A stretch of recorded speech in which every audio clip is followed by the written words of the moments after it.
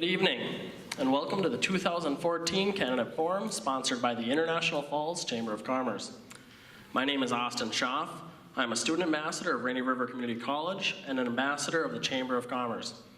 Our nation's Pledge of Allegiance was written in 1892 and was adopted by the U.S. Congress 6 decades later in 1942. Please stand and join me to recite the Pledge of Allegiance. I pledge allegiance to the flag of the United States of America.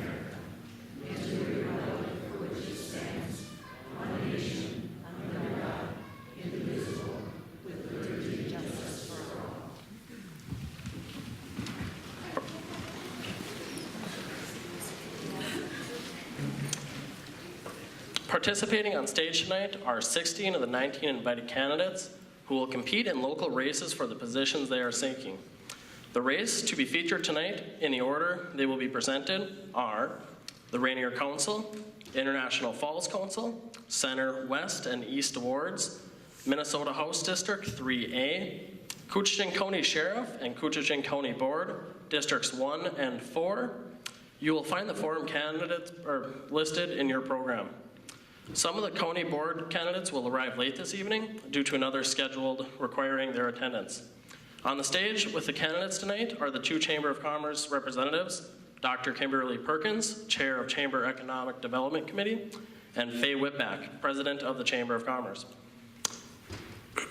Kimberly has some acknowledgements and will explain the forum rules, and as well will be the coordinator and moderator between the candidates and our RRCC time controllers in the audience.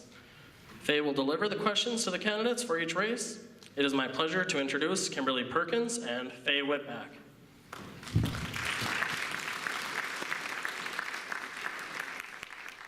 Thank you, Austin. The Chamber takes this opportunity to thank Austin for his young ambassador leadership at the Chamber, as well as at Rainy River Community College. We would also like to thank the following Rainy River Community College students who are assisting tonight: Anya Silvers, Nick Anderson, Linda Cottrell, and TK Biddy. The Chamber expresses gratitude to Ward Merrill, Director of Bacchus Community Center, and his staff for their valuable assistance and labor in preparing for the forum and for the use of this beautiful historic auditorium. Thanks also to K104 Radio for their live broadcast of tonight's event, and to KCC TV, which is recording the forum for later viewing. Big thanks to Lori Lyman and Boise for printing the programs.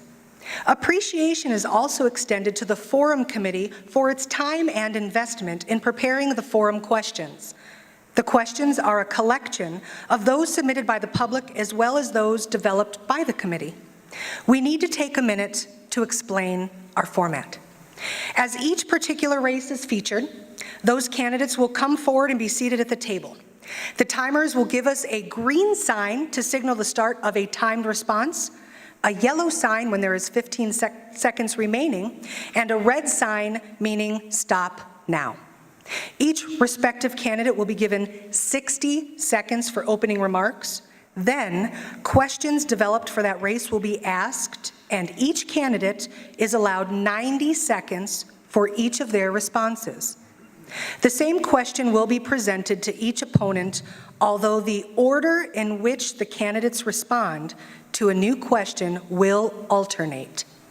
After each race's questions are completed, those same candidates are each allowed 30 seconds for closing remarks. So let's begin. Chamber President Faye Whitback will deliver the forum questions. Thank you for attending the Chamber's 2014 Candidate Forum. Without further ado, we will begin the forum with the race for the Rainier Council. With us are candidates Joanne Kellner and Jeff McHargue. If they would come to the table, please. These are 2 of 4 candidates competing for just 2 Rainier Council seats. The other 2 opponents are not with us this evening. We will begin with the opening statements, for which they have 60 seconds. The order of the opening statements will be Joanne Kellner and then Jeff McHargue. Thank you. My name is Joanne Kellner, and I have lived in the Rainier area for approximately 20 years and have recently been annexed into the city of Rainier. And I have 4 children, 2 stepchildren, and 7 grandchildren. Jeff. Hi, my name's Jeff McCarg. I was born and raised in Rainier before I took my little journey around the country and the world, and found myself longing to come back and see what my family, why they wanted to never really leave. Been back since 2012. I would love to get your vote because I love Rainier. I love being back in Rainier. I'll run fast, work hard, show up, and look forward to this meeting tonight. Thanks. We have 2 questions for the Rainier Council race. We will begin with question number 1. The response order will be Jeff and then Joanne. A reminder, there are 90 seconds for your responses. Question number 1. Rainier's annexation of French and Jameson additions and other adjacent areas is now history. Do you believe more could be done to build unity amongst the now larger Rainier area? And what do you plan to do to help bond these citizens for the benefit of the whole? Yes, I think a lot needs to be done and still can be done. There's lots of questions to be answered with the annexation from our current discussions over land use and what we should do and not do for Rainier's future. We've got issues with the bypass for the train being discussed. We've got, businesses that are leaving Rainier and wanting to encourage new businesses. Also, too, with the people that are currently on the seat and the people that are running now, I hope that we get a good cross-section of, council people that can represent Rainier as a whole. It will take a lot of work and a lot of commitment and a lot of time and energy by the people that are going to be on the council. And hopefully, with your vote, I can be one of those people. Joanne, would you like the question repeated?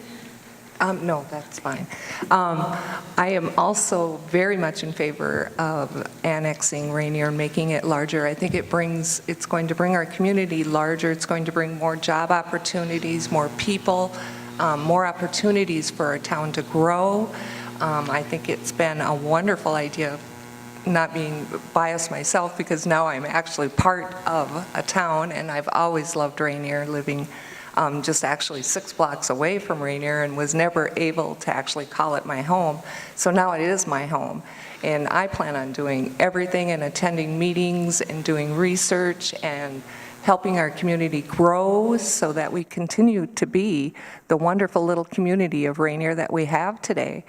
I have 7 grandchildren, one of who is engulfed in hockey, and he loves the Rainier rink. We go there almost all winter long.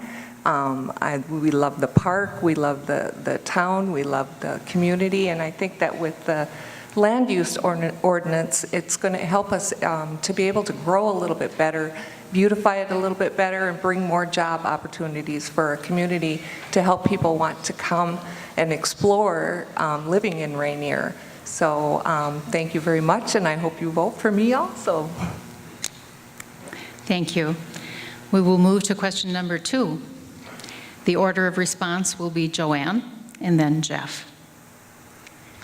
Many have admired Rainier's assets, the great location, the beautiful shorelines, a storybook port city with a great beach, community center, rink, and interactive park. Yet it seems as though commercial developments are stunted. What do you think accounts for this? And as an elected official, what are your specific plans to advance Rainier's economic development? Well, I think that with our land ordinance going into effect, and we still, there's still some things that are being worked on and modified there, that I think Rainier has struggled in the past with keeping businesses in the area and keeping restaurants open and clothing stores open and those kinds of things. But I think that it's going to help because it's going to make things, I think, a little bit easier, because if we have a plan in place to ensure that these things are done properly, that they're done in an orderly fashion, that they're done so that the whole community benefits from having new businesses come in town, into our town, I think we can grow. And I think that with all of these areas being annexed in, of course, we've got an increased population, so we're going to be able to increase job opportunities and just clean our little city up and make it the wonderful place that we're going to have people want to come and live, that they're going to want to bring their children to come and live, that they're going to want to come and enjoy all of the wonderful features that we have. And we have some great assets to our community, like you said, the beach, and we have the park, and we have the Rainier Rink, and we have so many activities that we have going on in the summer. So I think it's just a wonderful, wonderful idea. Thank you. To answer that question, I think the reason some of the businesses in Rainier have struggled in recent times is the advent of the tourism industry sort of being eroded by the elephant in the room in Rainier, and that's the CN Railway. You know, to enjoy life on the lake or life on the river, quiet enjoyment is really difficult with the train and the long delays to get across from one side or to the other. So I really think there's going to be a lot of discussion around the train, how they can give back to the community, how they can encourage local businesses and help in some form or fashion. I was a business owner in Rainier for a short period of time, and I can tell you that a lot of the bed and breakfasts and the lodges have lost customers because you want to go to a place where you can enjoy the quiet and the lake and the beauty, and we just can't get that really going on in Rainier like it should with today's CN Railway and the way they are behaving. I know that we're in the midst of adopting a quiet zone, but it's been languishing over the past year. Let's see what happens after the new track and the crossing arms are installed, and let's see if the horn noise and the vibrations and all these other things can get under control. And then I think we have other opportunities to bring small businesses, manufacturing back to Rainier. We've lost a couple. I'm going to work hard to try and bring tourism and some of these other businesses back to Rainier. Thank you. And now we will have the closing statements. The order of closing statements will be Jeff and then Joanne. And I will remind you that you have 30 seconds. And we'll start with Jeff. Well, I guess I can say thank you for hosting this event, and I appreciate being here. Wish there was more questions and would, encourage more people to get involved in things like this. I love Rainier. I always want to give back to the community. I support the Muni, even though I don't support the Muni, if you know what I mean. I enjoyed this, and once again, my name's Jeff McCarg, running for Rainier City Council, and I approve this message. And Joanne. I would just like to thank you also for inviting me here today, and thank you for the questions. And I would like to let you all know that I'm a very community-oriented person. My children were raised basically in International Falls, but we love Rainier, and with my grandchildren and being retired now, I have the opportunity to be able to explore all of these new avenues and to ensure you that I will put every effort forth into achieving. Thank you, Joanne. Thank you very much.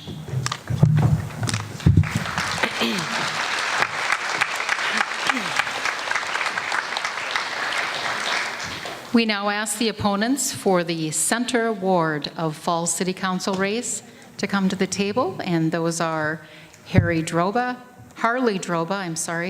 and Joe Schwartz.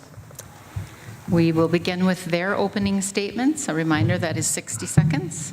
And the order of the opening statements will be Harley and then Joe. Hi, my name's Harley Droba, and I'm running for City Council because I believe it's time for a fresh start. Over the past few years, our city has faced a lot of adversity. Boise laying people off, City Council squabbling, and water rates are just a few of the major issues. I believe my candidacy is a breath of fresh air moving forward. My focus will be on job creation. As a small business creator myself, I will strive to bring businesses here to International Falls. Small manufacturing where we can create a product here in International Falls and send it out, but the paychecks will stay here. If elected, I will be part of the solution, working with the council and the mayor rather than against them. My competitor for this seat has counselors that are supporting his campaign and backing his campaign. So if you want the same old, that's not me. If you want a fresh perspective moving forward and the ability to work together, that's Harley Droba. Thank you. And Joe? Hi, my name is Joe Schwartz. I'm running for Center Ward City Council. I've been a citizen in this community for the past 25 years. I've raised both of my sons here to watch them leave this community and go someplace else. I have one son that lives in Eau Claire, Wisconsin, who has no chance of coming back here. I have another son that's come back recently and stuck it out and worked at low-wage jobs in order to get a job now finally at CNN Railroad where he can make a living. My focus is on job creation. My focus is on housing and development for our seniors and for low-income individuals. I want to keep our taxes down. I want to work on our roads and infrastructure and create an environment where we all can live in a community that we love and can work in. I work well with others. I've been on the International Falls Rec Commission for the past 15 years. Of that, I've been the chairman for the past 6 years. On that board, we have 3 city councilors. Thank you, Mr. Schwartz. Thanks. Okay, we have 3 questions for the Center Ward candidates. And the first question, the response order will be Harley and then Joe, and you have 90 seconds. The question is, if you are elected, what do you plan to accomplish in the first 90 days? In the first 90 days of being elected, I think it's going to be cohesion, and since I'm not on the council right now, it's going to be kind of getting to a feel of how it goes. I spoke with Councillor Kaler about that specific issue earlier this year as I've been running for council, and he told me that I'm not going to know a lot of the stuff when you first get on, and I agree with that. But I'm a very fast learner, and I work very well with others. So as we get going, moving forward, I think in the first 90 days, I'm just going to try to get my feet in and really start to look towards the future of job creation. Thank you. And Joe? For the first 90 days, what I would like to do is sit down with the rest of the councilors. I've already spoken with several of them already to find out what's going on. There's a lot of activity going on with IEDA right now. There's job creation. There's a lot of excitement that's moving forward there right now. I want to be a part of where they're looking at creating jobs. There's developers here that want to create and invest in our community. Work with them as well.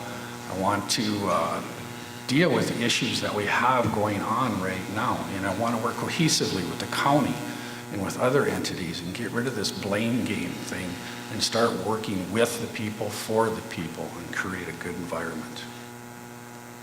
Thank you. Question number 2, the response order will be Joe and then Harley. And the question is, how will you balance the need to keep taxes down with the need to provide quality services for your community? Joe?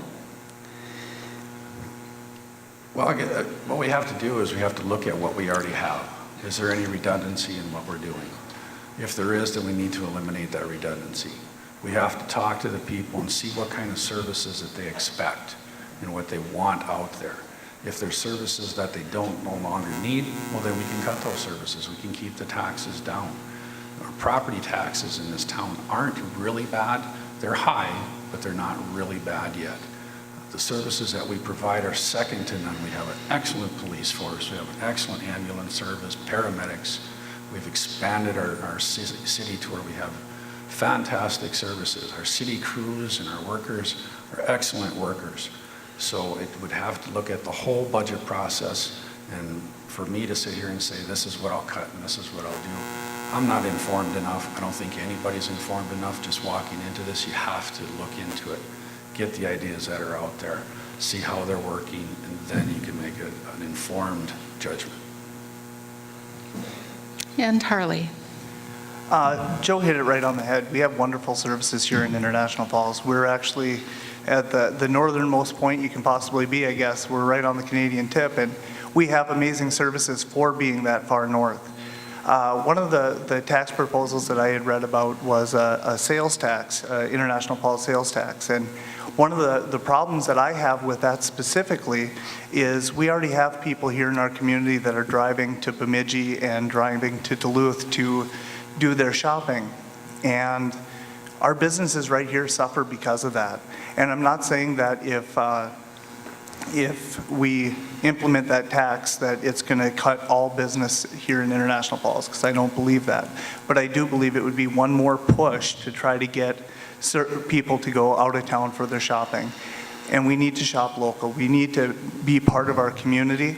As for services here at International Falls and how we're going to deal with tax problems, I do agree with Joe. As we get in there, we're going to have to see what we can cut and if there is something that needs to be cut. But being up here, being a candidate rather than a counselor, I don't have that information at this time, but I am definitely willing to look into it. Thank you. And Joe. Oh, I'm sorry. That's the end. Answer it again. We're moving into the third question, and the last question for the Center Ward. The response order will be Harley and then Joe. There's been plenty of conversation about the need to create jobs in our community. What specifically are your plans for growing jobs, and what type of jobs will those be? Harley. All right. What are we looking for?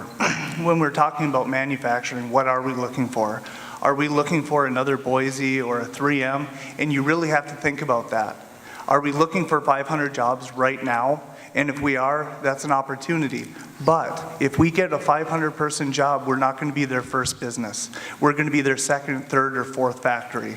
And if we're that, when the economic times go down, that's an opportunity for them to close that to save money, and we lose the jobs just as fast as we built them. What my goal would be is to get 10, 20 people jobs here in town. Small manufacturing where we provide a product and we ship it out. If 2 or 3 of them fail, we're going to be out 40 or 50 jobs. But if we have 3 or 4 of them succeed and they go from 20 jobs to 50 jobs, all of a sudden we have an additional 150 to 200 jobs here in International Falls, and this is going to be their home base. When economic times deteriorate, they may have to cut back, but they're not going to leave because International Falls will be their home business.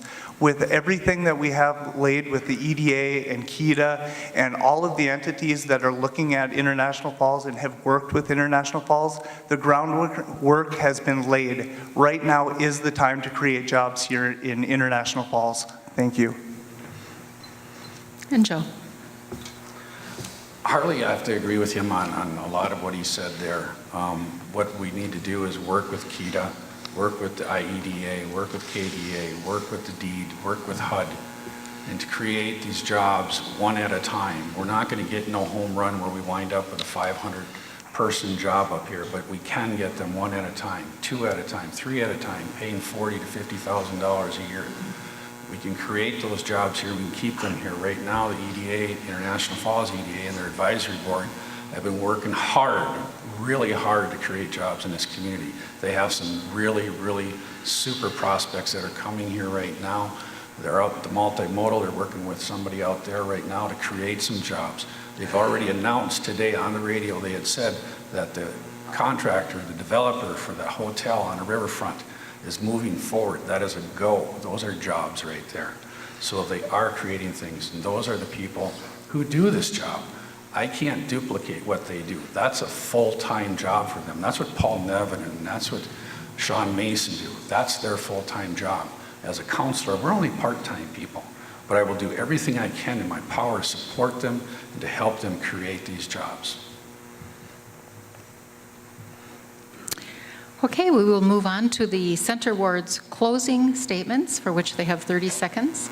The order of the closing statements will be Joe and then Harley. Joe. First of all, I want to thank the Chamber for sponsoring this event and all the Rainy River Community College students who've been here tonight. I thank you very much. I want to thank the audience members who've come out and come here out of their homes tonight to listen to what we have to say. I want to create jobs here. I want to create an environment where we all are happy here. I don't want our kids leaving anymore. I want my kids to come back. And from what I've seen when I've been out door knocking right now, I've just about knocked on every door in this community, and that's what I hear. We need jobs. Thank you, Mr. Schwartz. And Harley. As I said before, my focus is job creation. I'm a job creator myself. I started Two Guys Coffee, a wholesale roasting and delivery company. I also built International House of Bowling after the building had been closed for a year. Both businesses are open today because we started them. I am a job creator. I also am able to work with people. That's been a problem on the council. In kindergarten, I think I got a G for plays well with others. I'm going to do pretty good with that. Thank you, Mr. Droba. Thank you very much.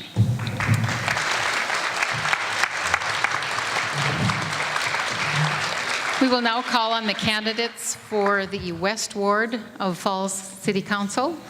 They would be Cynthia Jacksaw, incumbent, Chuck Lepper, and Joanne Smith.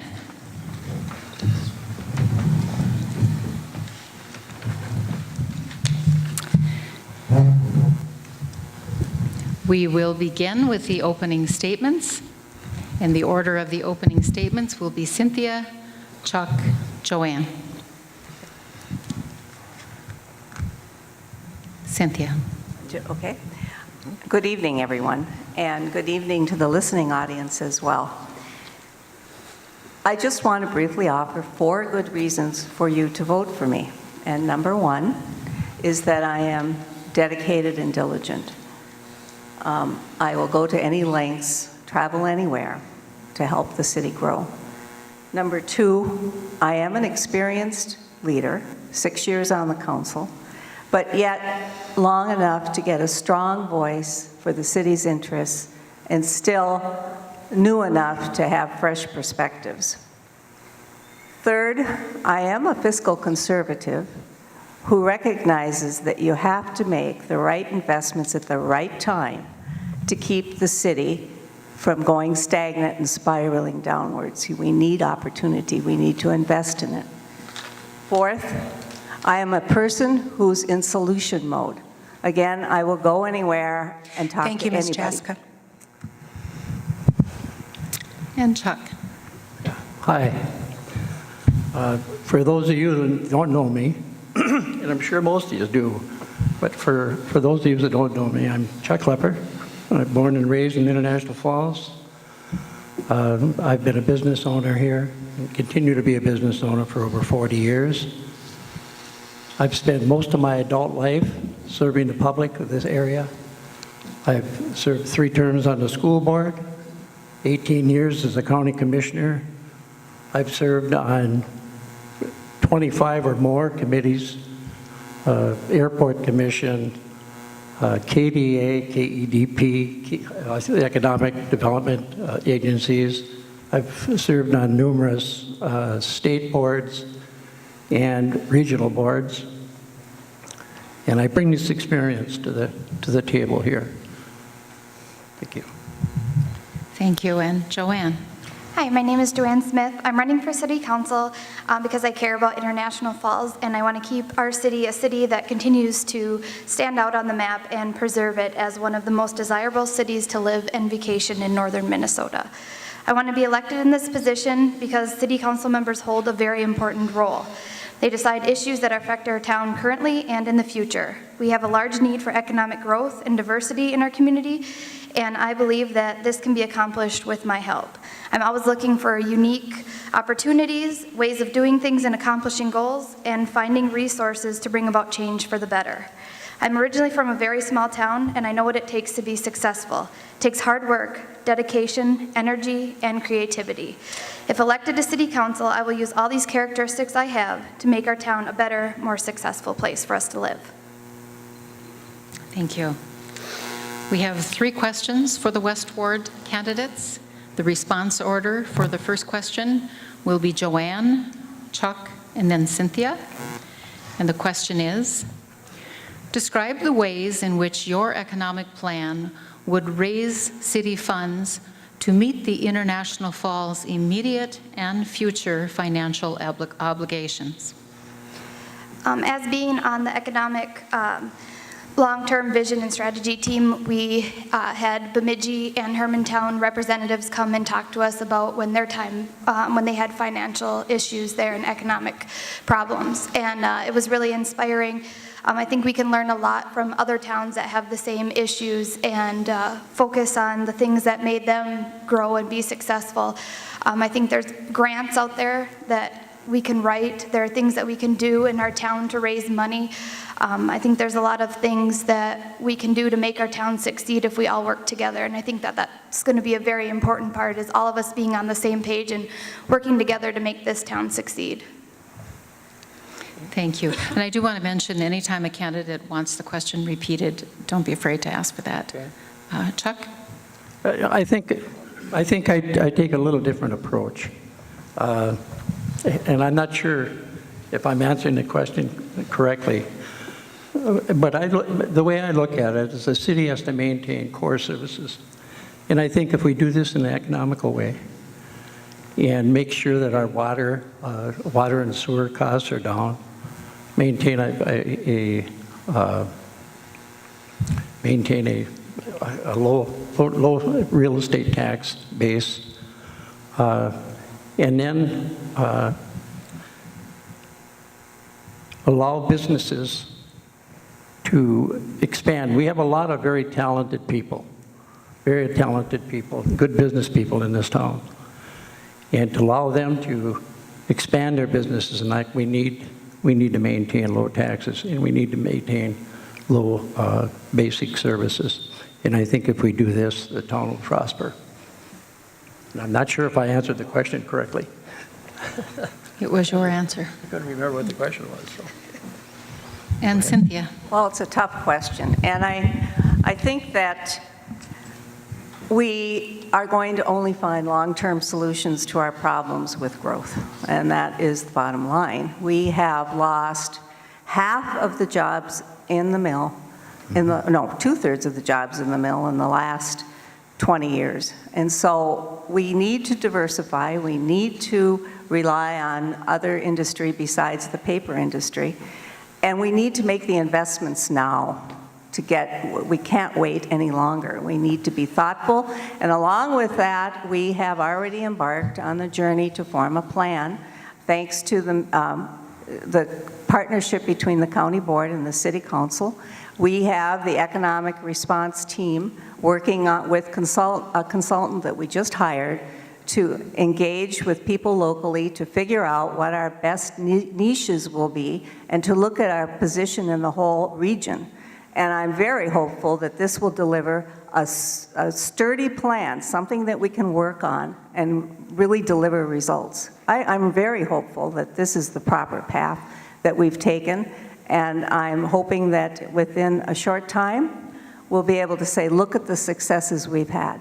And as a matter of fact, we're close to having some breakthroughs at our multimodal facility, so. Thank you. For question number 2, the response order will be Cynthia, Joanne, and Chuck. And the question is,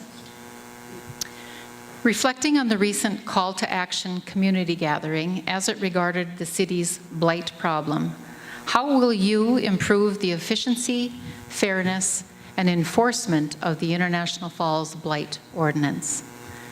Cynthia. Thank you. Blight is a perennial problem, and it increases as our economy declines. So we need to approach blight from the standpoint of creating job opportunity and improving individual families' financial well-being. Blight is very close to my heart because it goes to neighborhood health and community. And I think what we need to do, and I'm prepared to move in that direction if reelected, is to really take a look at the neighborhood by neighborhood situation. In my door knocking, I talked to one of my constituents who had a brilliant idea. I mean, that's where the ideas come from, you know. And she said, why don't we, cooperate in a neighborhood and get the city crew involved and bring in a demolition tank and then have sort of what's similar to a building bee in the old days, you know? Bring in some food, gather people together, and help each other clean up our yards and garages, et cetera.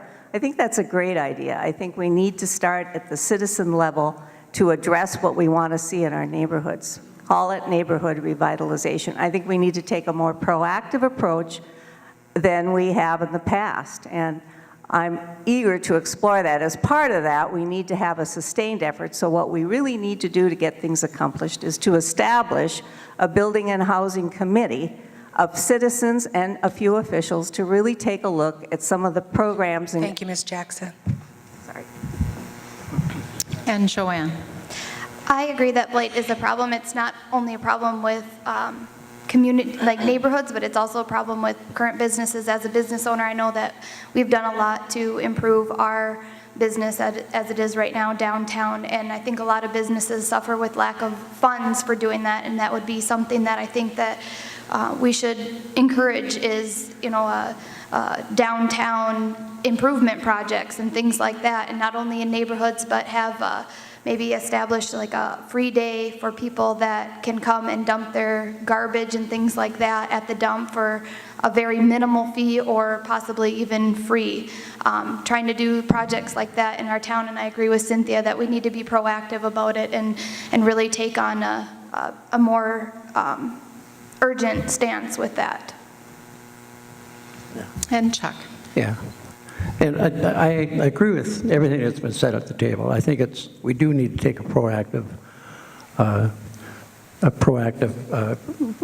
charge on that. But we need to be very careful that we don't. You bring up a good point. She brings up a good point about the businesses and improving their businesses, but there's a cost involved, and the cost could be quite substantial. And so we do have to be very, very careful in how we approach this. And we do it in neighborhoods as well. You know, there's people, obviously they have financial problems. And I agree that we really do need to develop some way of helping them. So, you know, I don't know much more we can say about it. You know, I think we're all on the same page here. Thank you. For question number 3, and the last question for this ward of the Falls City Council, the response order will be Chuck, Cynthia, Joanne.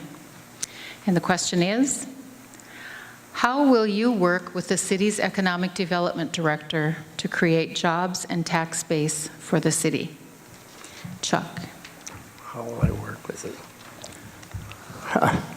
Well, I think first of all, we have to empower our economic development, and not only the city's developer, but also the one that's the Key to Boards developer. I think we all need to work together. And I think one way of doing that is to maintain, and I said earlier, to maintain our basic core services. We need to make sure that we have, and this I'm talking about the city's responsibility. We need to make sure that we have good roads, we have a strong airport, we have reasonable costs for sewer and water, we have to keep our tax base low, and we need to empower these committees or the people that we've hired to do the development to develop those businesses. Obviously, we can be helping them during that period as well, a number of ways. Once the development begins, we need to then step aside and let these businesses develop their business and not throw up any necessary regulations, you know, to hinder their businesses. Thank you. And Cynthia. Okay, I thought, what was the question? The question is, how will you work with the city's economic development director to create jobs and tax base for the city? Okay. I think that first of all, I'm very proud of the fact that the City Council had the wisdom to form an EDA. We're making headway. I think that it was one of the best decisions I made as a council member in the 6 years I've served, that we formed an EDA with a full-time director. I work closely with the director, and I will, like I said, meet with developers or look at proposals and analyze them to determine whether this would be a wise opportunity investment for the city. I think that what I'd like to add at this point, though, is the sales tax was brought up, and I was responsible for proposing it. And it was, the reason for that was that our airport remodel would have taken $500,000 from our general fund, and I proposed sales tax to help fund that so that the entire burden wouldn't fall on our citizens, that in fact it would be shared by shoppers within the city. At this point, that is a totally moot issue because the airport project is really on the back burner, and it isn't, I'm not going to be faced with how we're going to fund that airport remodel project for quite a while. So Thank you, Ms. Jackson. And Joanne.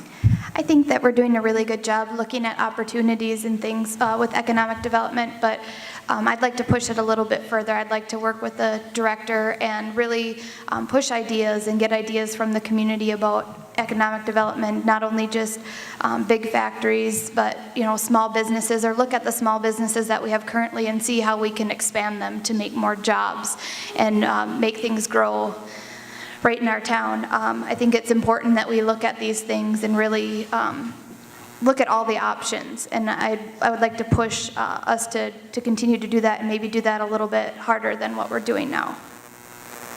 Thank you.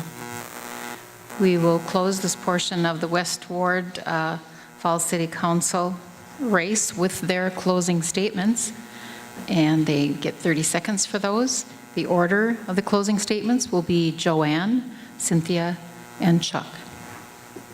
Joanne. International Falls is where I live, it's where I work, and it's where I own a business. I enjoy living here because of the natural beauty, the quality of life, and the education for our children. I believe that keeping the city alive and thriving is important for not only us, but our children and future generations. If I'm elected, I will do my best to create more economic growth through improvements in employment, education, and quality of life here in the Falls. We need someone who's creative, new, and exciting to lead our town in a positive direction, and I believe I'm that person. Thank you. Cynthia. Oh, thank you. In asking for your vote and going door by door over the last month, I looked into people's faces and heard them say to me, our town is declining, we need to do something.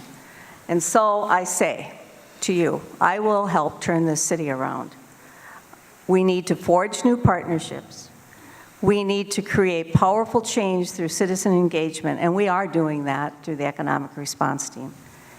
We need to find new wood fiber industry to augment the Thank you, Ms. Jackson. And Chuck Lepper. I agree, we do need to change. We need to work together with the other boards and councils within the area to make that change. And I think it's a tough job. We need to make sure that we keep taxes low.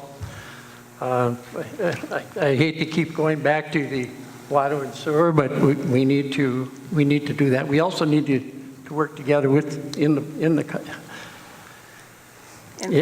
council. We need to work Thank together. Thank you, Mr. Lepper. Thank you.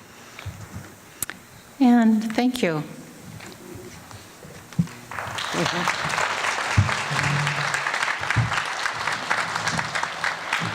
And for the remaining race for the Falls City Council, we call on East Ward opponents, Brian Briggs and Leon Deesh.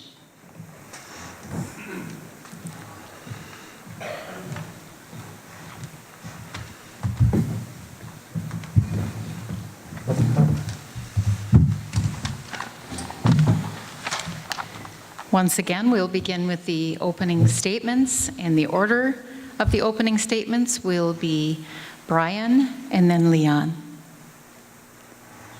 Brian. Welcome and good evening. For those that don't know Brian Briggs, I'm a lifelong resident of this community. My wife of 35 years, Callie, and I are proud parents of 3 children with 4 grandchildren. My careers at Boise and the military afforded me the opportunity to hone my leadership skills and prove my worth as a leader. Most of my adult life, I've been active and engaged in this community. You've seen me at military funerals and the parades. I've been serving in many organizations, and as a past city councilor for 8 years, I'm still currently involved as a member of the city's Planning Commission and the Rainy Lake Medical Center Board of Trustees. As I've talked to folks, I found that you want the same thing I want. Good streets, alleys, and sidewalks, good recreation opportunities. You want all the services that have been provided by the city for snow plowing, street cleaning, police and fire protection. But above all, you want that delivered in an affordable and cost-effective manner. And I'm Leon. Leon Deach. I've been born and raised in International Falls. I live in the East Ward at the present time. My parents lived in the East Ward, and I plan on remaining in the East Ward as long as I'm in International Falls. One of the major things that I feel I have no loyalty to any issue that's going on in International Falls. I've basically been avoiding council meetings so I could go in neutral. I am also not afraid to make enemies. And as a council member, I will make enemies to try to put my thoughts, the thoughts of the people into force. Thank you. Thank you. We have also 3 questions for the East Ward candidates. The response order will be Leon and then Brian for the first question. And that question is, what is the city's most pressing issue and how will you improve it? One of the city's most pressing issues, I believe, as I stated in our newspaper articles that we all were asked to contribute, is our blight. I think our blight is something that is destroying International Falls, as stated earlier, coming in from 1171. It's a beautiful entrance. Coming in from 53, it's terrible. If you come down Highway 53, you see business, and business blight, as far as I'm concerned, is going to drive other businesses out. They're not going to come here. Why would you come to International Falls when you drive in and you see products sitting alongside the road, you see inventory, you see garbage? If you drive down the street, you see that our grass has not been cut, and the city's responsible for that, grass growing through the cracks of the sidewalks. We go over to the old Chamber of Commerce Visitor Center. We've got garbage laying there, we've got trees, we've got debris there. The hedges had not been cut all summer, they just recently cut them. I think what we have to do to encourage businesses is take care of city blight within the businesses in the city of International Falls before we center on the homeowners. We see the homeowners all the time targeted, but our city has blight. We look at other cities as we come down, we look at our neighboring towns, beautiful as they come in. International Falls is not. Thank you. And Brian. I see the city's most pressing problems as the losses of jobs that have been occurring, the businesses that are going down the tube. We're bleeding, and I believe that we need to stop the bleeding and try and heal the wounds here. In order to do that, I think what we need to do is we have to encourage shopping locally.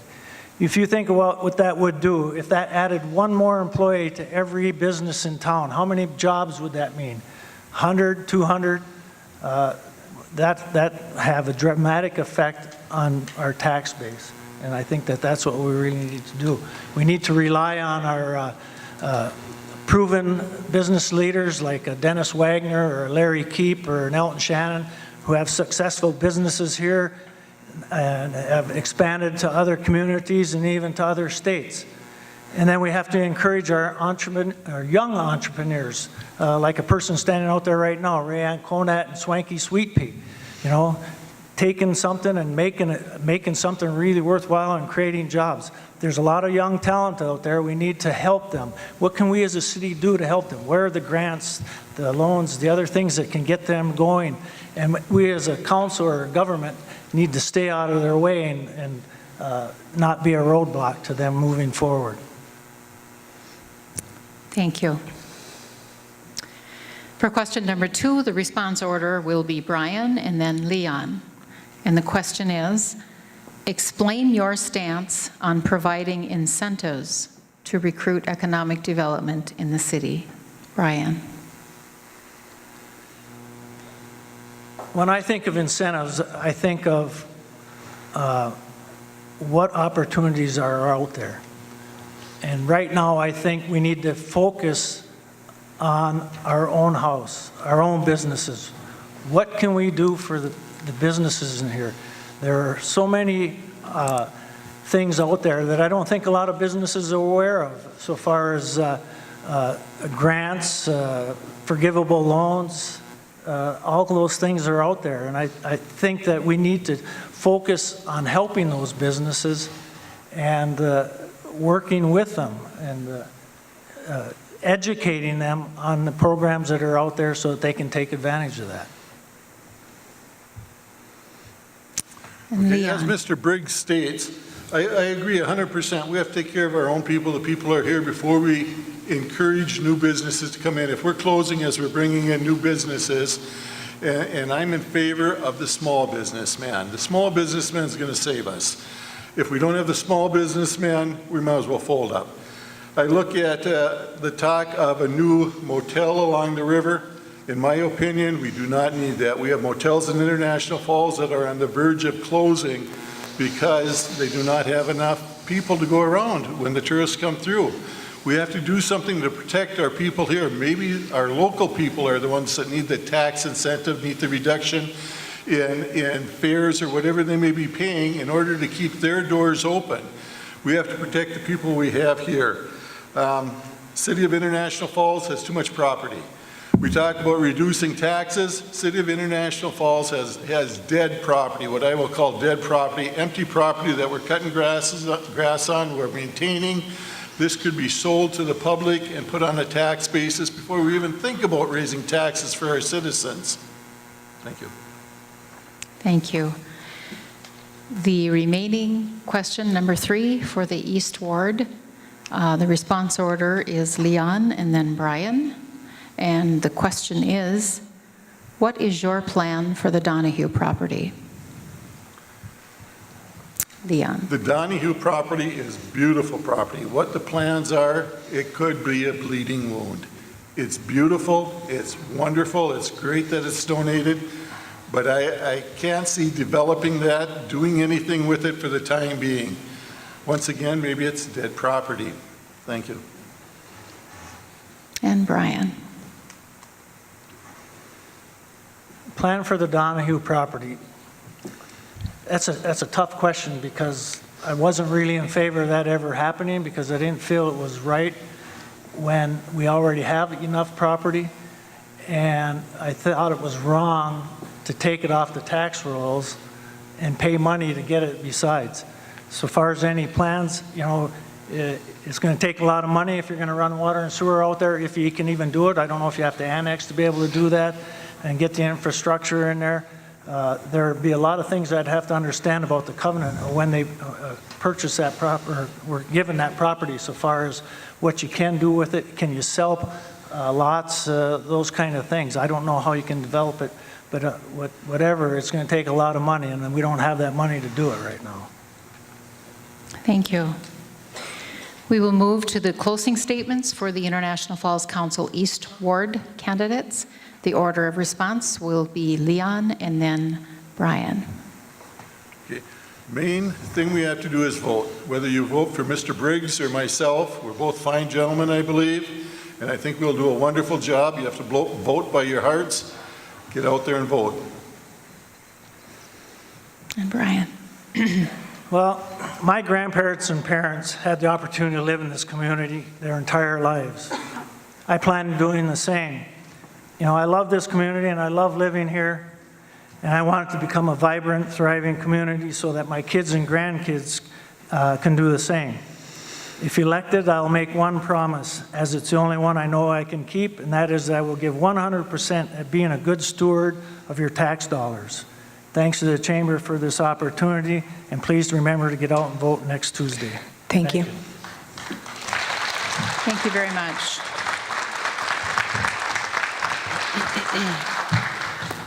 We now move to the race for Minnesota House District 3A and call on Representative David Dill, incumbent, and Eric Johnson to the table.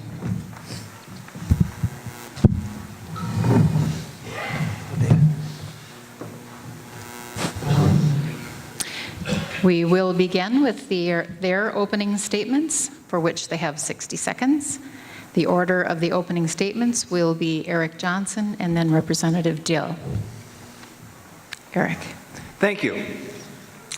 Good evening to everyone in the audience and good evening to everyone listening on the radio. I thank you for this opportunity to be able to speak to you and so we can get to know a little bit about both of us candidates. My name is Eric Johnson. I'm a lifelong resident of International Falls and small business owner.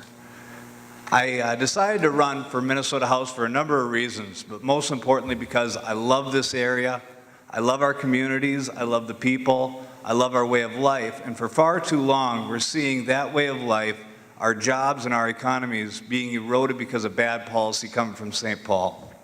We need a voice down in St. Paul and not an echo. We need more northern Minnesota down in St. Paul and less big government St. Paul up here in northern Minnesota. Things are not as rosy up here as I think my opponent is going to probably try and tell you that they are in the rest of the state of Minnesota. Our unemployment is twice as high as the rest of the state. So I thank you and thanks for coming out tonight. Thank you. Representative Dill.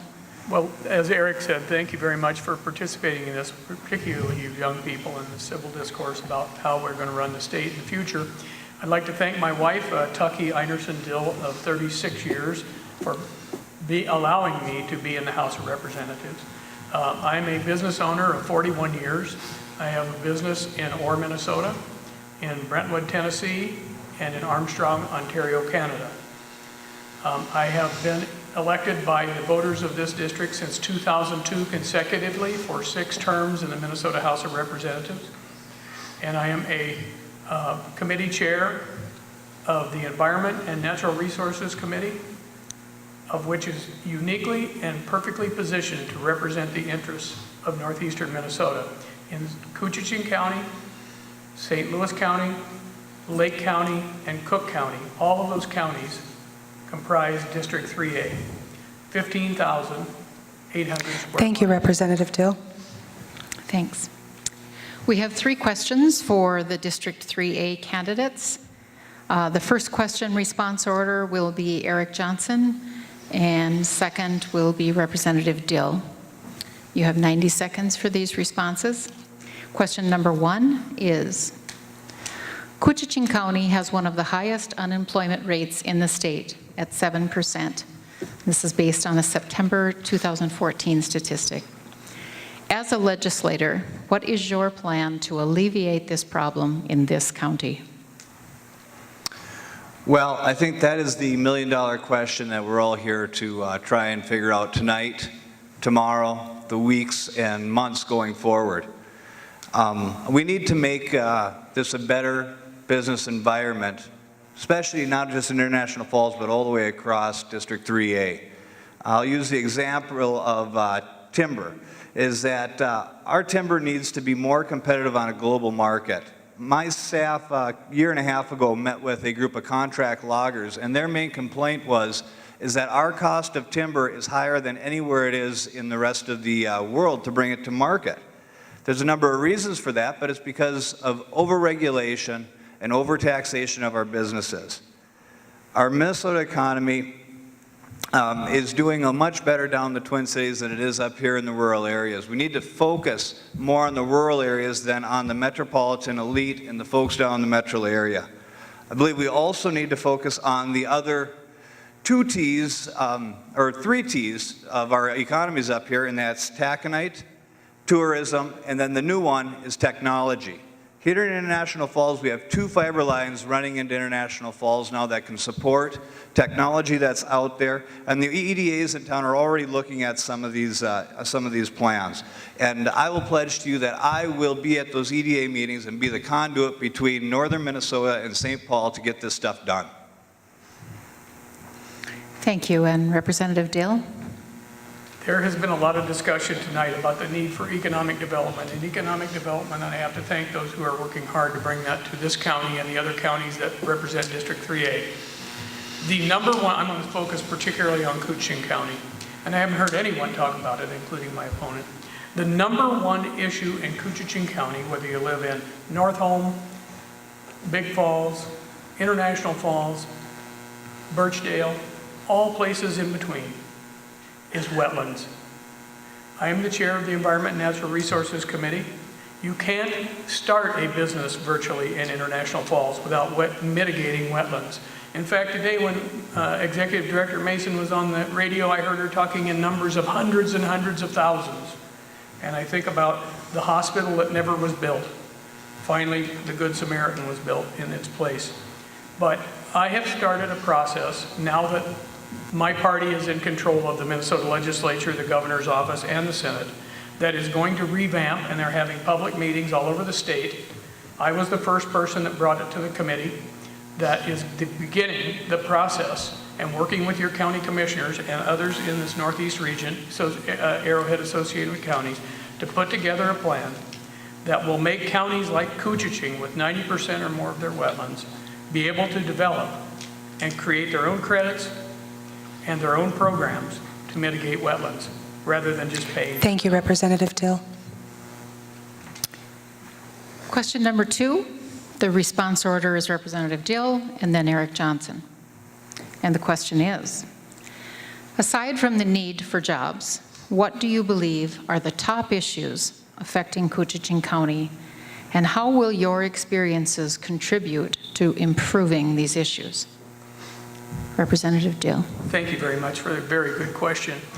Jobs are in dire need, but bringing home resources from St. Paul to assist, such as improving our airport, 2.2 million, I'm sorry. Building a new sewer line out to the east from Rainier and beyond is important. That was about $30 million in projects that are coming to Koochiching County. In fact, we brought $30.5 million worth of bonding funds to northeastern Minnesota, leveraging nearly $40 million in projects. First off, that puts construction workers to work. It helps with our infrastructure. And the most important thing you need to know is that we are we do not get as much money as we should from St. Paul, because that's frankly where the money is, because we have not that many representatives anymore because our population has shrunk. Some people call that pork. I call it success, because when important companies in our community are working, producing something that enhances the value of businesses and our communities and our homes, our lake, our water quality, those are important things to remember. Also, bringing home things such as investor credits, various things that we did in this last year's tax bill will be very helpful, and will continue on that pace if you return me to St. Paul for my 7th term. Thank you. And Eric? Well, let me just respond to my opponent, Mr. Dill's statement about bringing home the bacon, if you will. Let me remind you that the airport, as we heard earlier from Councilwoman Jacksaw, the airport is underfunded. We didn't get enough for it. And to date, the sewer project looks like it's about $4 million shortfall, which is going to end up being about a $30,000 hookup per customer out that direction. So I love that you brought that stuff home in an election year, but I think it kind of got pushed forward maybe a little bit quicker than it probably ought to have. I want to address also some of the attacks that my opponent's thrown out at me. I don't know if anybody's gotten any of this, but you said that I oppose increased aid in schools. I've never ever said that. I don't oppose any increase in schools. You say I oppose property tax relief. How many people in the room here, hands, whose property taxes have gone up since 2012? How many in the last 2 years? Boy, it's even more hands. I'm sorry, you can't blame me for that. That one you own. Now, you also put on here is that I don't cooperate with Canada. No, I have a problem with a sitting representative setting policy for how we collect taxes here in Minnesota when you own a Canadian resort yourself and competing against our resorts. And for question number 3, the response order is Eric Johnson and then Representative Dill. And the question is, what is your stance on the recent implications of health care reform as it relates to small businesses? Eric. Well, thank you. I'm glad you asked that. It's a great question. Minnesota has a great healthcare system, and I think what we're getting to is Obamacare being implemented here in the state of Minnesota, which is MNsure. Now, MNsure cost $150 million to do a redundant website that we did not need. Now, that website had a very poor rollout at best, and we rewarded those people that rolled it out with huge bonuses. Now, we also, and you voted for this, my opponent did, a $350 million bailout for MNsure in the years to come. Now, this is forward thinking, but I think it's the wrong kind of forward thinking, sir. We need healthcare professionals to sit on the MNsure board, which you voted against in subcommittee. We need more transparency on the MNsure board, which you also voted against in subcommittee.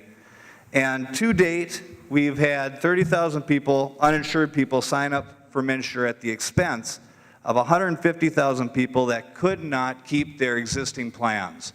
So I think MNsure needs to be worked on and probably enhanced beyond recognition. Thank you. Representative Dill. And would you repeat the question, please? Absolutely. So I have it exactly. What is your stance on the recent implications of health care reform as it relates to small businesses? Thank you. First, I did not vote for Obamacare, and you will not ever see anything publicly that said that I supported Obamacare. But I know that the very best solution to a problem is the most local possible approach that you can possibly have, whether it started at a township board.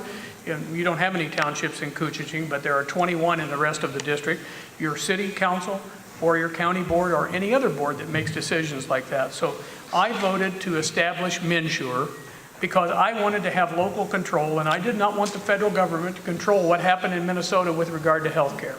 Now, my opponent can go on and on and on about the $150 million website when we only spent $60 million. I know that sounds a lot, but that was a grant from the federal government, not your taxpayers' money.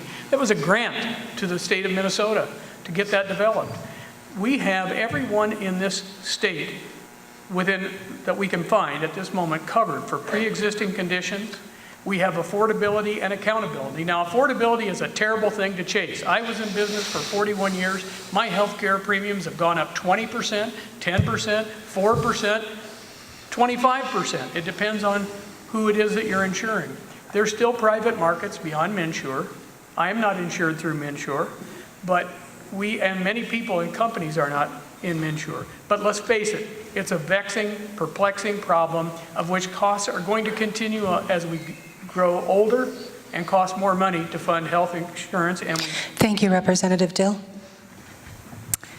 We will now move into the closing statements for Minnesota House District 3A.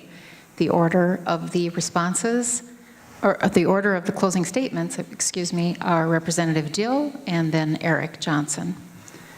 Representative Dill. Thank you very much.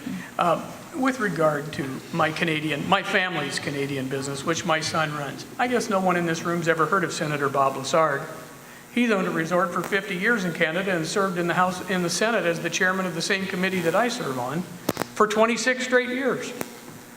So I never heard this argument about Representative Lessard, and frankly, I ask you to think about, have I ever passed a law that was a problem with natural resources as the chair or even voted for one? No.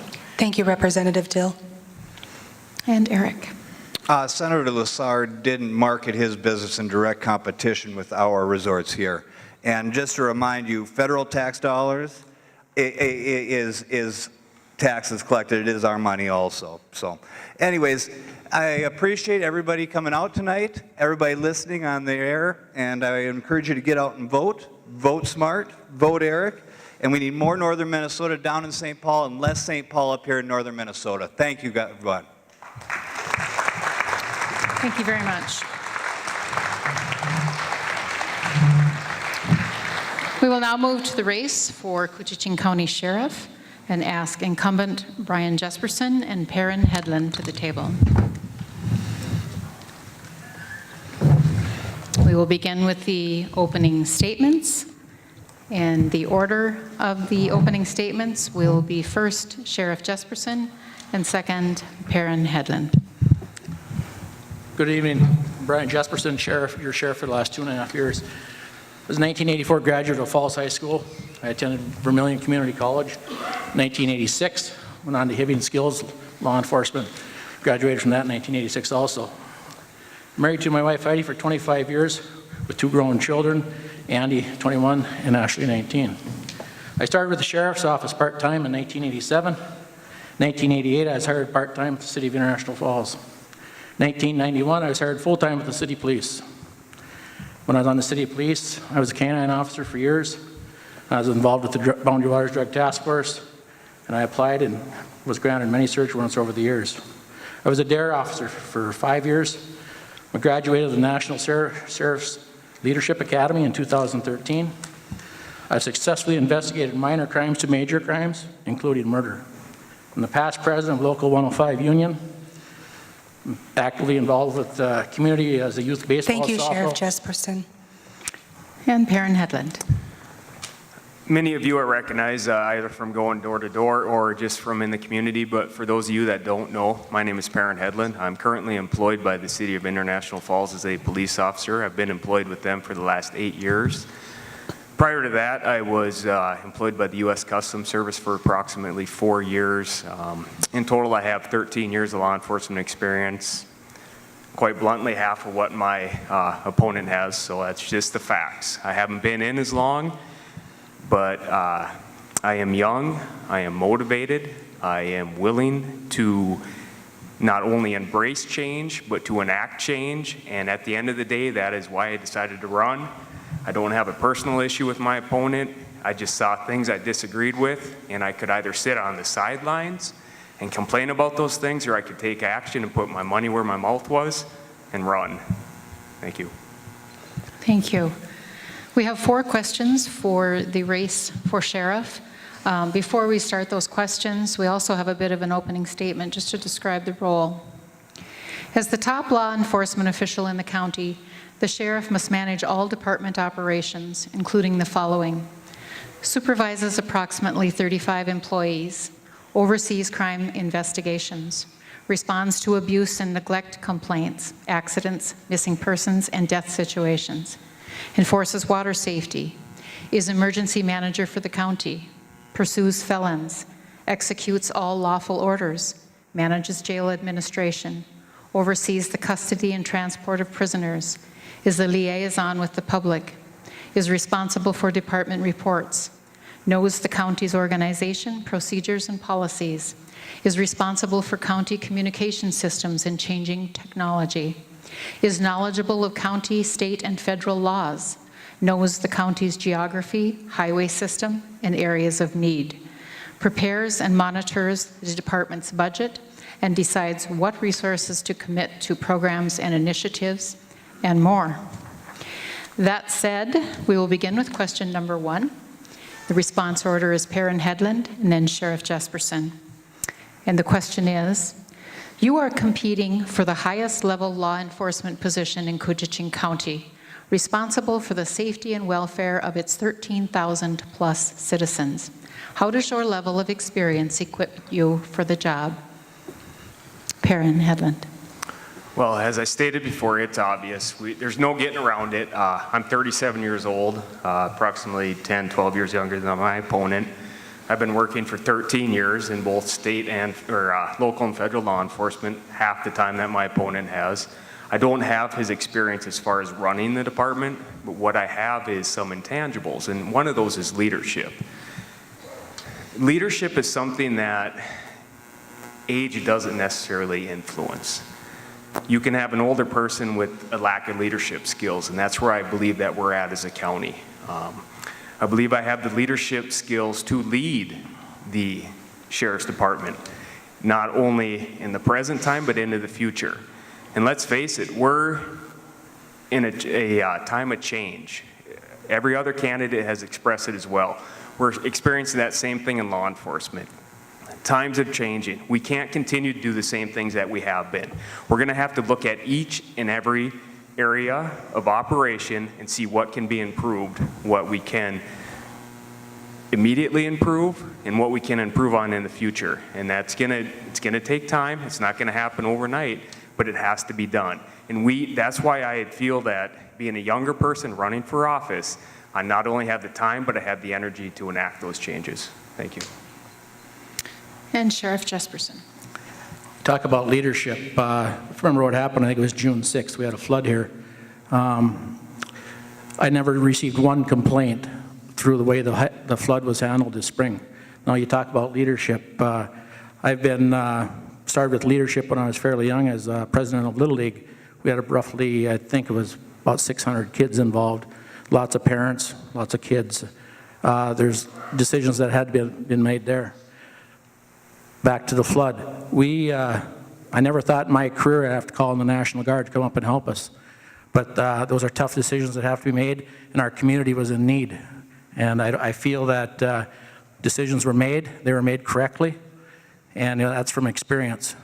I was around in 2002. I was working for the police department at the time, but things went very well this spring with the flood, and I think the lake residents can attest to that, along with the other community members that were involved with it. So leadership, it comes with experience, and citizens come first, and communications. I got the 800 radio system being installed be complete. We actually use portable radios during that. If we did not have those 800 radios during that flood, it would have been a lot more difficult because we were operating on a sand bay and cell phones were not working, and our VHF radios were not capable of handling it. Thank you.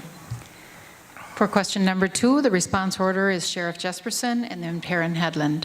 And the question is, what do you see as the county's most serious law enforcement issue?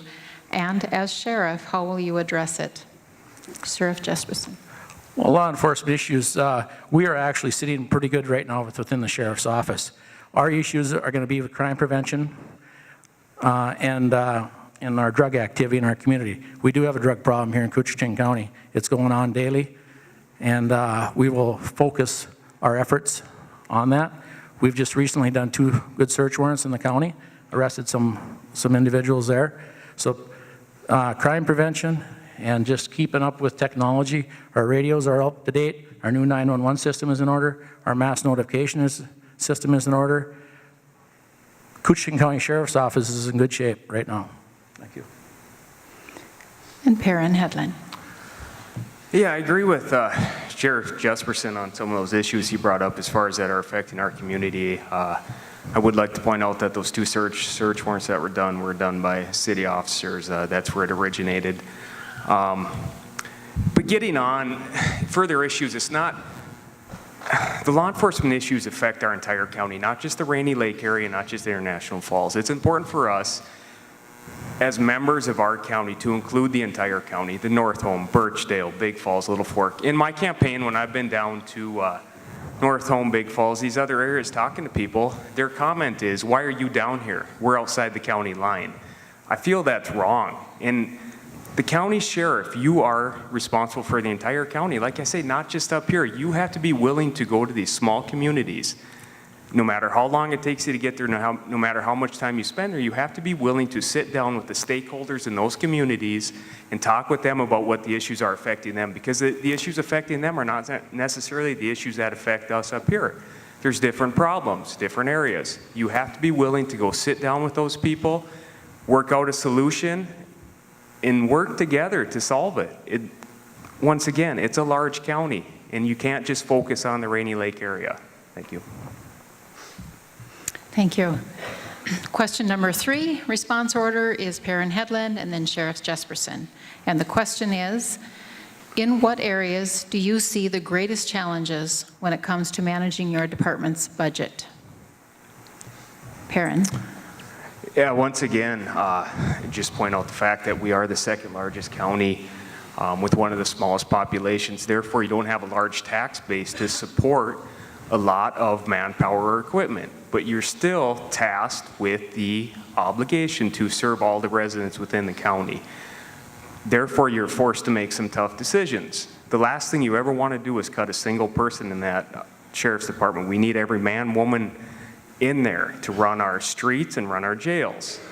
So then you're left with, if there's a budget shortfall, now we have to look at potentially prolonging the life of our equipment or alternative uses of our equipment. And I would suggest, as one, right now our current sheriff drives a brand new take-home squad. That's never happened in our county before.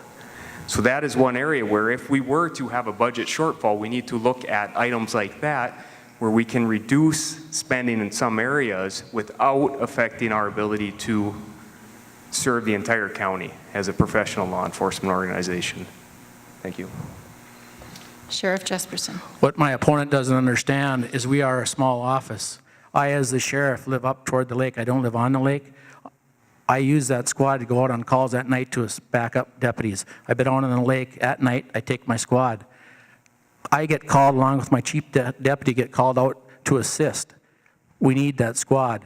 As far as a budget, we're on a $2.1 million budget. Never gone over on my budget. We have deputy that lives in North Home and one in Big Falls. It's a big county. It's services are provided. I think we have high quality service out there. North Home and Big Falls, we don't get a lot of calls out there, but we need someone out there, and the budget is what it is, and it's a great county, and we're going to keep it that way. Thank you. And for the last question, question number 4, the response order is Sheriff Jesperson and then Perrin Hedlund. The question is, our community can be proud of its united efforts during the recent flood catastrophe. But if it happened again next year, what would you, as sheriff, do differently? Sheriff. We have a great plan set up already. We've already talked about this. We will immediately go right to Kerry Park because it worked so well. The City of International Falls was great. The citizens of this community were awesome. That's why this flood assistance went so well, was the residents of this community. They were getting tired. That's why the National Guard was called in. It's a huge, we laid over 350,000 sandbags and doing things different. Let's hope the lake is not as high as it was and we don't get as much precipitation. But it could happen again, and it could happen next spring. Perrin Hedlund. Thank you. And I just want to point out that I decided to run for office before the flood ever happened. I will not attack my opponent over the response to the flood. I think he did as well as he could, and no one knows if it could have been done differently. And I believe him and Commissioner Eklund, they did a newspaper article, and they themselves said that we did the best we could, but there's always area for improvement. I believe that as well. But like I say, I won't say there's anything wrong with the flood response. I think as a community, we did the best we could. I was along out there with everyone else filling sandbags, and it was great to see the community come together. And that's what's great about our county. Although we're spread out, we're close-knit, and we're all in it for each other. You know, it was great to see the response. God forbid, should something like that happen again, I think that the county has started to enact a plan.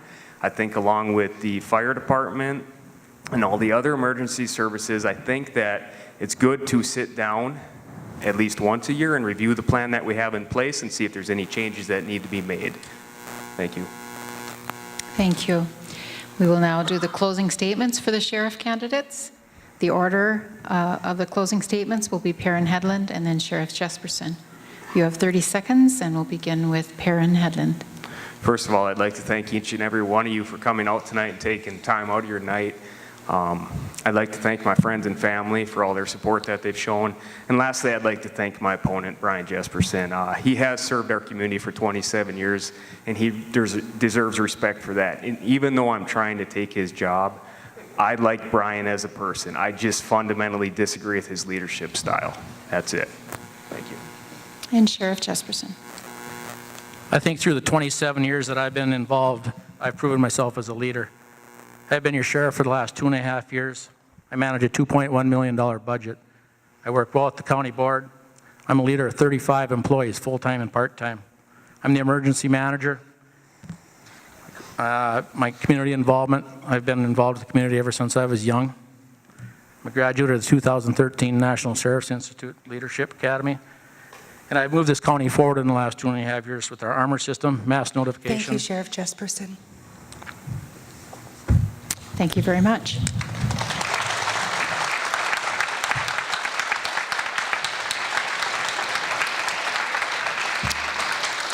Next is the race for Koochiching County Board Commissioner, District 1 candidates.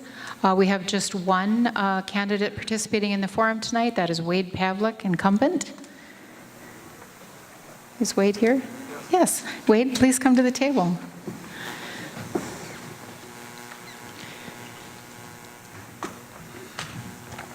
Wade's opponent is Barry Woody Woods, and he is not participating this evening. And so, Wade, you can have your opening statement, for which you have 60 seconds. Well, good evening, everyone. First of all, thank you for inviting me. I'm honored to be at the table with all these qualified candidates. As I look around, I'm probably the oldest, except for one person. I won't name that person. But anyway, I represent District 1. It's the eastern half of the county. It runs from Rainy Lake, Ericsburg, Ray, Little Fork, Nett Lake, and Silverdale, south of Orr. And again, I'm glad to be here. Thank you. We have 2 questions for Wade, and the order will be Wade. Question number 1 is, there's a lot of economic development buzz about attracting new business investments to the county. However, please identify what you believe are the most pressing needs of our major existing employers and the county's role in addressing them. Well, thank you. You know, in my response to the Daily Journal questions, we covered some of that. You know, in the past 2 years, we've seen major losses in every community in Koochiching County. And my view is that's where we need to focus. We need to protect the jobs we still have before they leave. And to that end, the county has taken a lot of steps. I've had good people to work with over the years. You know, we get along and we have our disagreements. Once the vote is taken, we all get behind it. And that's nowhere is that more true when it comes to issues of communities losing jobs. And so as we speak, the county is working in all of the communities right now to spur economic development, keep jobs from leaving our return businesses that have had to leave for various reasons, like Northholm, Big Falls, Little Fork Medical Center. You know, we actually had to get a taxiing district established to keep that going. That was 100 jobs, roughly, $10 million hit to the economy if that had have closed. We're doing projects in the International Falls area and looking at things in Rainier. We passed almost a $9 million construction budget tonight, which is one of the reasons we were late and we had a public hearing. But that's economic development throughout the county too. Thank you. And for the second question, you have 90 seconds. The question is, a few years ago, you were part of igniting a community plan to beautify the Gateway corridors to Voyageurs National Park, a plan which has gone unfulfilled. As the county embarks on its new voyage forward, why should we hope this course of action will be more successful? Well, the Gateway Community Project, I have to tell you a little story there. We had a lot of battles with the park, court battles even over the years, and then we got a park superintendent, and she asked her people, who are my biggest problems out there? And that answer was Chopper McBride and Wade Pavlik. She said, I want to meet them. And so we sat down, and pretty soon the board sent me to West Virginia, and I came back with all these ideas that I had heard, and one of my best friends on the county board started calling me Ewell Gibbons. Said I went to the dark side, to the green. But having said that, you know, I'm just going to summarize this in the wider scope. You know, we fought the park for so many years. There were so many hard feelings, animosities from people losing their property, not being able to extend their leases. But at some point, you know, we had to come to the realization that the park is going to be here. And we started working with them. We developed a new protocol and procedures where we meet quarterly, the Park Service and the county board, and we go over issues before we get that far. The Gateway Community Project, you know, I was a big supporter of that. I came back from that session in West Virginia and saw what you can do to a community to improve the looks of it. And to my board's credit, I talked them into starting out with the airport project, and the road to the airport is the first step in that project, and we're going to be moving forward with the bike trail that was part of our thing, and Highway 53. Thank you, Mr. Pavlik. Thank you.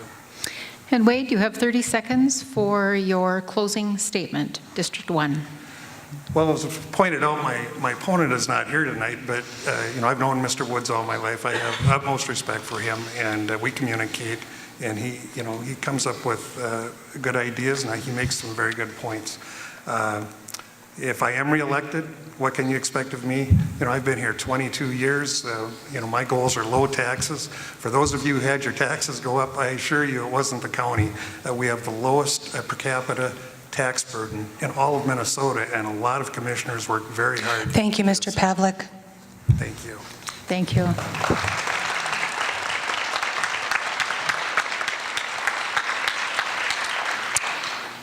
And our last featured race in this forum is for the County Commissioner race for District 4 between Debbie Bowman and incumbent Rob Eklund, if they would please come to the table.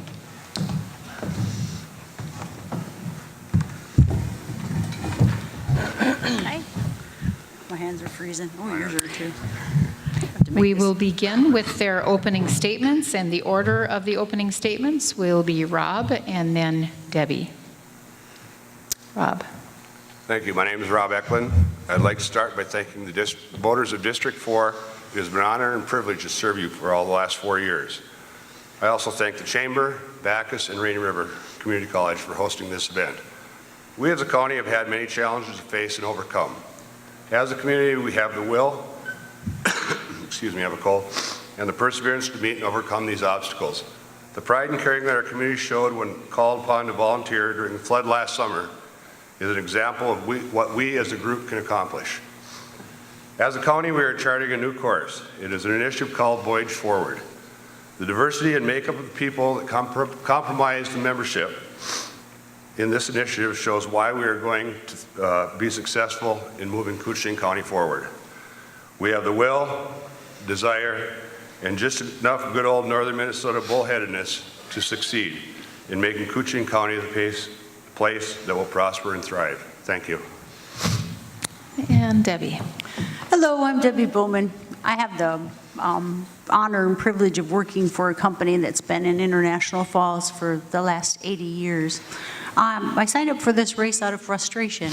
I guess I've seen our county board travel from place to place, Japan, all over the place, and they had an issue with the company that I work for and couldn't even pick up the phone or come down to learn more about them.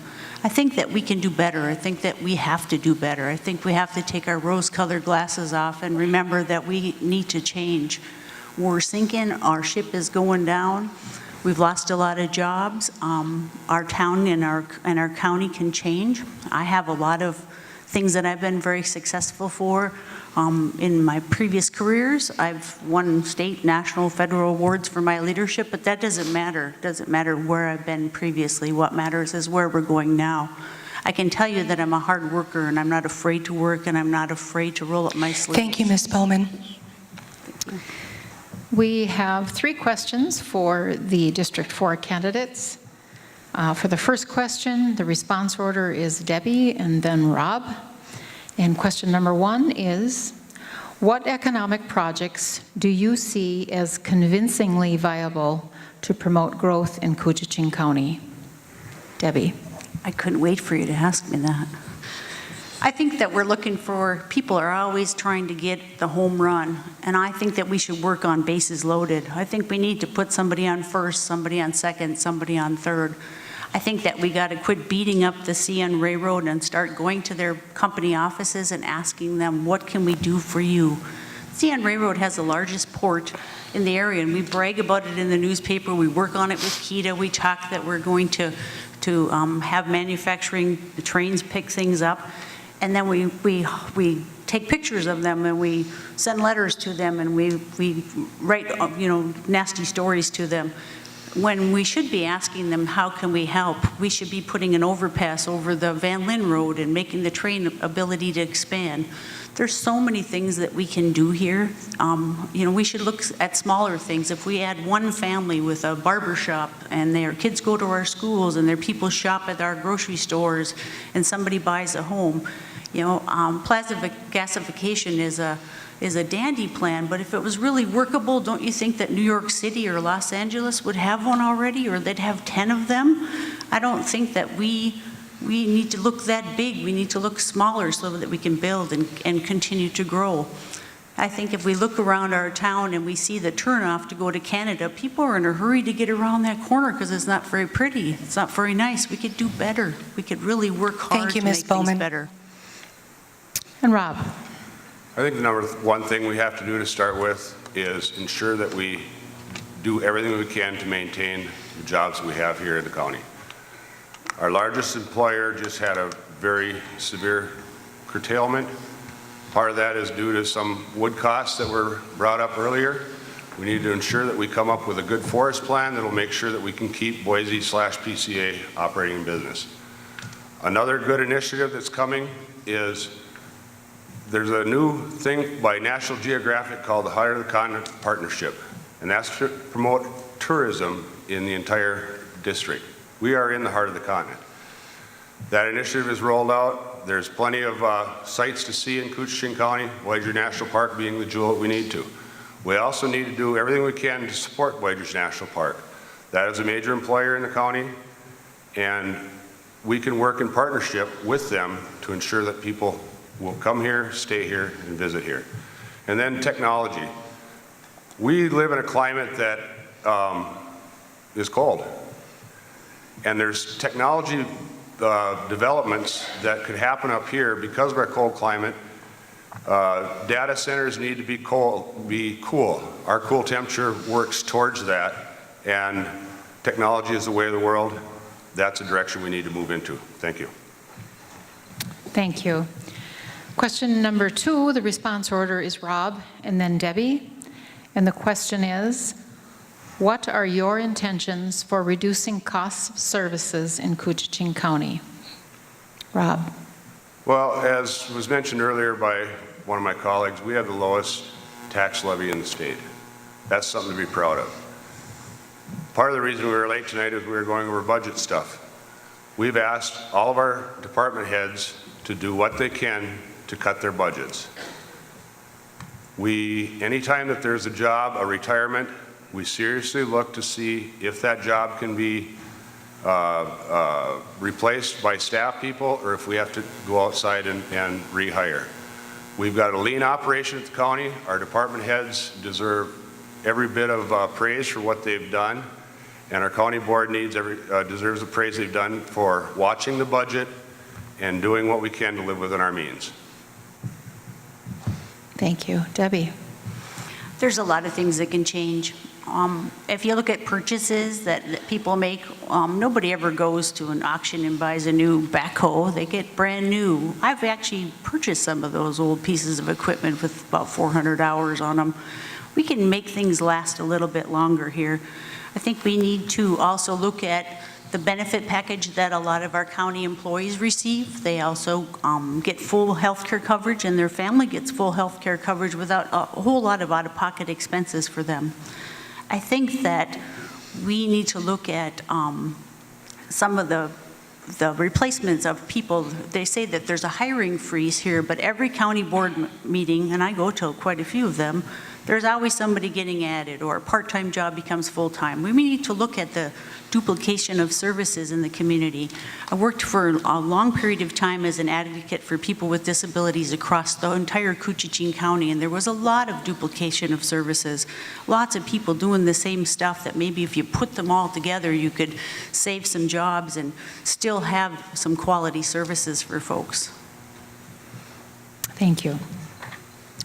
And for the last question, question number 3, the response order is Debbie and then Rob. And the question is, Coochin County reportedly spends just under $1 million annually on domestic violence, and 22% of our county's children live in poverty. What do you intend to do about these issues? Debbie? Well, I think that we need to look at jobs and growth. Obviously, people, if they have enough money, then their economic development changes a little bit for their household. We don't have a lot of housing that meets a lot of people's needs on low income. In my advocacy work, I've worked with lots of people that have disabilities and also are low-income folks. Their struggle is to find the tools and the pieces, education, and way to get themselves out of that jam. I think there's a lot of programs perhaps that I don't know about yet in the community that can be worked on and developed, but I certainly would give it my best. Thank you. Rob? I currently serve on a statewide committee through the Association of Minnesota County called the Human Services Performance Council. Domestic violence is one of the things that we are looking at. It's a serious concern across the state, not just in Coochin County. We're developing initiatives for domestic violence to